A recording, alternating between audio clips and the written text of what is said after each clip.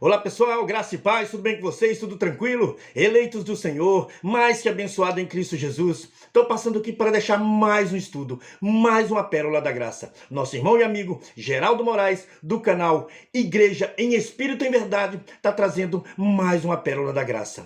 Que o tema é: todos os evangélicos estão obrigados a circuncidar. É isso aí, tema forte. Quero mandar um abraço aqui pro meu amigo lá de Brasília, nosso irmão Rogério, que tem um canal também no YouTube, que tá pregando a graça ali naquela região, beleza? Você que não é inscrito no canal do nosso amigo Rogério de Jesus, o canal dele é esse, Rogério de Jesus. Se inscreva lá no canal dele, né, que tem muitos estudos que vão te ajudar a crescer muito na graça e no conhecimento, amém? É isso aí, você que não é inscrito no nosso canal, se inscreva. Gustavo Miranda falando da graça, deixa seu like e vamos juntos crescer na graça e no conhecimento do nosso Deus. Mente de Cristo ativada, pede o Espírito Santo para abrir o seu entendimento. Vamos pro vídeo.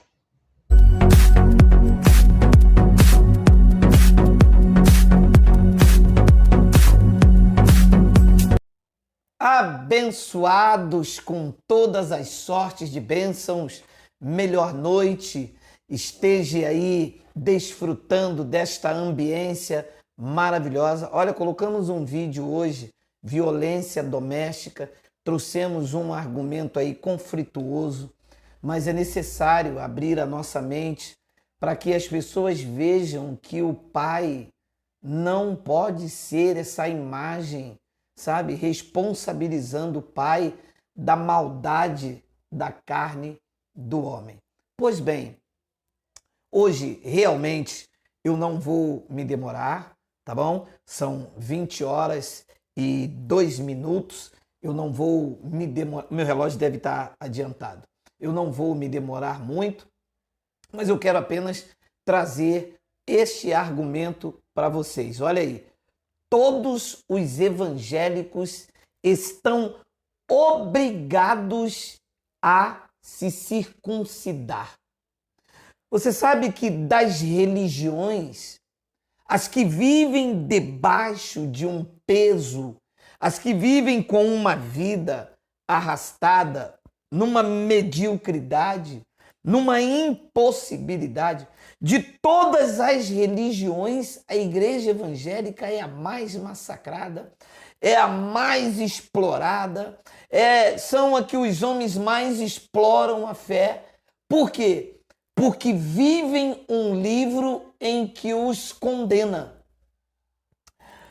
A lei só é boa, a lei de Moisés, aplicada dentro das igrejas de forma errada. Ela só é boa se ela for vivida legitimamente. Então veja, todos os evangélicos, eles são obrigados a se circuncidar. Talvez você que esteja vendo este vídeo pela primeira vez e está há 10, 20, 30 anos dentro da igreja chamada igreja evangélica, você nunca ouviu falar na palavra circuncisão. A circuncisão era um preceito da lei de Moisés, em que todo o homem tinha que fazer o processo cirúrgico, cortar a pele, fazer a cirurgia da pele, do pênis. Todo o homem que vivia debaixo da lei estava obrigado, sendo judeu, a se circuncidar. E o que isto tem a ver com você, evangélico, e que compartilhar esse vídeo contigo?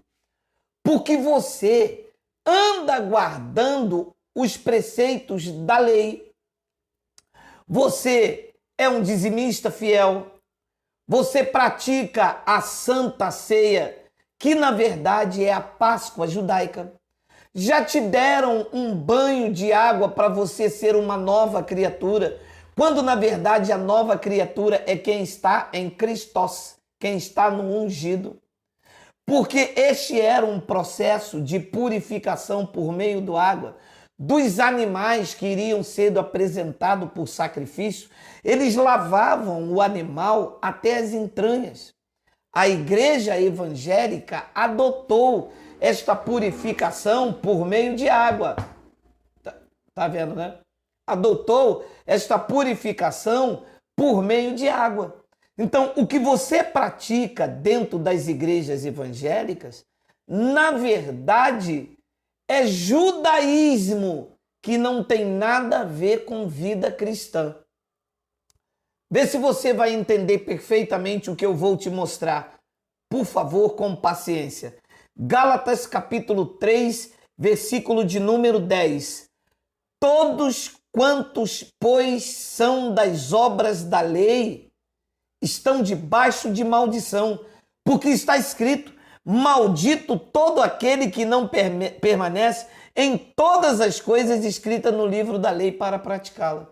Então entenda, nos dias de Paulo, a lei física ainda estava em vigor. No time dessa escrita, no tempo em que Paulo escreve esta epístola, a lei física, por conta do templo estar de pé, ainda era praticada. Então, Paulo dá uma orientação aos Gálatas que estavam retrocedendo. Alguns indivíduos desceram de Jerusalém, Atos capítulo 15, e estavam dizendo que quem não circuncidasse os seus filhos não poderia ser salvo. Só que, pasmem, há mais de 2000 anos, ou quase 2000 anos, que a lei definitivamente acabou com o templo lá em Jerusalém, os pastores costuraram o véu e trouxeram a lei de Moisés de novo para dentro do local chamado igreja. Quando você entra dentro desses lugares pentecostais, neopentecostal, de forma imperceptível, porque você não chegou a este conhecimento e eu recebo ainda, as pessoas estão lá dentro praticando a lei de Moisés. Lá tem o shofar, bandeira de Israel, purificação com água, o ritual judaico da Páscoa que eles chamam de Santa Ceia, tem o dízimo como solução financeira, tudo isso é a lei de Moisés. Então Paulo explicava no tempo dele, e eu estou explicando a vocês, porque apesar de toda essa prática já ter sido extinta com a queda do templo, eles continuam praticando. E aí, colocando os crentes debaixo da maldição. Não é que as pessoas são malditas, era que a maldição da lei apontava para a incapacidade da pessoa se justificar ou agradar o Pai. Haja visto que não se agradava a Deus com as obras da lei. Haja visto que para agradar a Deus, disse Paulo, tinha que ser por meio da fé. Então, olha, todos quanto, pois, são das obras da lei, estão debaixo de maldição, porque está escrito: maldito todo aquele que não permanecer em todas as coisas escritas no livro da lei para praticá-la. Então, veja, são 613 mandamentos. Os crentes evangélicos praticam apenas 2 ou 3. Batismo nas águas, que era a purificação do sacrifício do animal, do cabrito macho, para o sacrifício. Eles usam também a Santa Ceia, que não é Santa Ceia, é a Páscoa judaica, e o dízimo. Mas e as demais coisas da lei? Então, se não pratica, disse Paulo, são malditos. Depois ele diz no versículo de número 11, eu vou ler até o 12. É evidente que pela lei cerimonial, em que as igrejas praticam de 3 a 4 no máximo, ninguém é justificado diante de Deus, porque o justo viverá pela fé. Versículo de número 12. Ora, a lei não provém da fé. Então a pessoa não pode dizer, mas eu dou o dízimo pela fé. Não, o dízimo é a lei. Ela não provém da fé. Ela é uma ordenança, é uma obrigatoriedade. Ela tem a coação da maldição. Depois ele diz, ora, a lei não procede de fé, mas aquele que observar os seus preceitos, por ele viverá. A igreja evangélica observa os preceitos judaicos e deve viver por ele. É olho por olho e dente por dente. E alguém pode dizer, muito sábio, cheio da teologia dos homens, estudou bacharelado, fez apenas o básico, ou fez um curso de mestrado, se formou em doutorado, e pode dizer, Geraldo, mas o dízimo é antes da lei. É mesmo? mas a circuncisão também é. Olha o que disse Gênesis capítulo 17, versículo de número 9. Isto é antes da lei, junto com o dízimo. Disse mais Deus a Abraão: guardarás a minha aliança, tu e a tua descendência, no decurso das suas gerações. Esta é a minha aliança, que guardareis entre mim e vós e a tua descendência. Todo macho entre vós será circuncidado. Olha aí. Então, se o dízimo é antes da lei, a circuncisão também é. Então, todos os evangélicos estão obrigados a circuncidar, porque se observam o dízimo, se observam a Páscoa judaica, se observam a festa da primícia, se eles praticam o Pentecostes, que era uma festa dos judeus, eles também têm que circuncidar. Se eles usam o argumento de que o dízimo é antes da lei, a circuncisão também é. E não é só a circuncisão, também tem a lei do liverato, né? Deuteronômio 25, versículo de número 5. Olha isso. Se os irmãos morarem juntos e um deles morrer sem filhos, então a mulher do que morreu não se casará com outro estranho fora da família. Seu cunhado a tomará e a receberá por mulher e exercerá com ela a obrigação de cunhado. Olha aí. Por que é que os crentes não praticam isto? Está na Bíblia. É o livro da lei. Olha o que diz o versículo de número 6. O primogênito que ela lhe der será o sucessor do nome do seu irmão falecido, para que o nome deste não se apague em Israel. Isso não está na Bíblia? Por que é que quando você aborda um evangélico dizendo, olha, não deve dar dízimo, a pessoa diz, tem que dar dízimo, está na Bíblia. Então, quando o seu marido morrer, ele tem que casar, a mulher tem que casar com o cunhado. Ou então, quando o seu filho nascer, tem que levar para o pastor para ele realizar a circuncisão. Mas aí, eles observam um ponto da lei e não observam outro. Paulo disse então em Gálatas capítulo 3, versículo de número 10 que nós lemos, todos quanto pois são das obras da lei, estão então debaixo de maldição. Agora veja que triste realidade. Abençoados com todas as sortes de bênçãos, debaixo de maldição, porque o pastor, ao invés de ensinar que não se deve praticar nenhuma obra da lei, coloca a lei dissimuladamente, faz apenas uma dieta e aquilo que lhes favorece, eles praticam. Praticam a Páscoa, praticam o dízimo, a imposição e a obrigatoriedade de batismo nas águas, que na verdade é a purificação por meio de água, incapacitando as pessoas de viverem uma vida debaixo da religião mosaica. Quando Paulo disse em Gálatas 3,12, ora, a lei não procede de fé, mas aquele que viver os seus preceitos, por eles viverá. Nós não podemos viver debaixo do engano.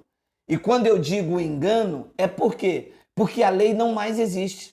Nos dias de Paulo, ela ainda vigorava na forma física. O templo estava de pé. Mas de 70 para cá, o templo caiu. Ele pôs fim à lei. Aliás, na cruz, o escrito de dívida já havia sido rasgado. Isto é um clássico nas nossas pregações. Olha aí. E a vós outros que estáveis mortos, claro que nós, a igreja de Cristo, nunca esteve mortas em delitos nem em pecado. Ele falava com os judeus que vinham da transição. E a vós outros que estavam mortos pelas vossas transgressão e pela incircuncisão da vossa carne, vos deu vida juntamente com ele, perdoando todos os nossos delitos, tendo cancelado o escrito de dívida que era contra nós e que constava de ordenança, o qual nos era prejudicial, diz que ele removeu inteiramente cravando na cruz. Ele cancelou o escrito de dívida. Tudo aquilo que era mandamento, tudo aquilo que era ordenança das leis judaicas e que os pastores colocam dentro da igreja, na verdade, é uma fraude, é um engano, desde o madeiro que foi cancelado, que foi rasgado, que acabou. Então, absolutamente, ou você desperta para essas realidades, ou vai continuar aí na impossibilidade de agradar ao Pai, porque ele não recebe nada disso mais. Romanos, capítulo 5, versículo 13. Porque até ao regime da lei havia pecado no mundo, mas o pecado, a transgressão da lei, não é levado em conta quando não há lei. Versículo 14, entretanto, reinou a morte desde Adão até Moisés, mesmo sobre aqueles que não pecaram à semelhança da transgressão, o qual prefigurava aquele que havia de vir. Todavia, não é assim o dom gratuito como ofensa, porque se pela ofensa de um só morreram muito mais a graça de Deus e o dom pela graça se torna pela graça de um só homem, Jesus Cristo, foram abundantes sobre muitos. 16. O dom, entretanto, não é como no caso em que somente um pecou, porque o julgamento derivou de uma só ofensa para a condenação, mas a graça decorre de muitas ofensas para justificação. Se pela ofensa de um e por meio de um só reinou a morte, muito mais os que recebem a abundância da graça e o dom da justiça reinarão em vida por meio de um só, a saber, Jesus Cristo. É a graça de Cristo que traz vida e vida com abundância. Uma vida debaixo da religião mosaica, uma vida debaixo desse pagar o preço, desta vida sacrificial, desta tentativa de agradar a Deus por meio dessas obras mosaicas. Isto não faz com que você se veja justo. A justificação foi para a igreja do primeiro século. Quando você que me ouve aqui no século 21, você já nasceu totalmente livre, sem ruga, sem mancha, sem mácula e sem pecado. A igreja evangélica colocou culpa, medo e pânico, tentando te fazer escravo. Mas é que a graça de Deus chegou a tempo para dizer a você que tudo o que eles colocam como mandamento, tudo o que eles colocam como ordenança, na verdade, desde o madeiro, quando ele gritou tetelestai, ele havia cancelado aquele escrito de dívida que era sobre os judeus e os gentios que formaram a igreja gloriosa, sem ruga, sem mancha, sem mácula e sem defeito, não estão debaixo da obrigatoriedade. Não estão obrigados a servir ali ou acolá, não estão obrigados a procurá-lo no monte, nem dentro de um local físico. A igreja é livre para adorar ou para prestar o seu culto, que é racional.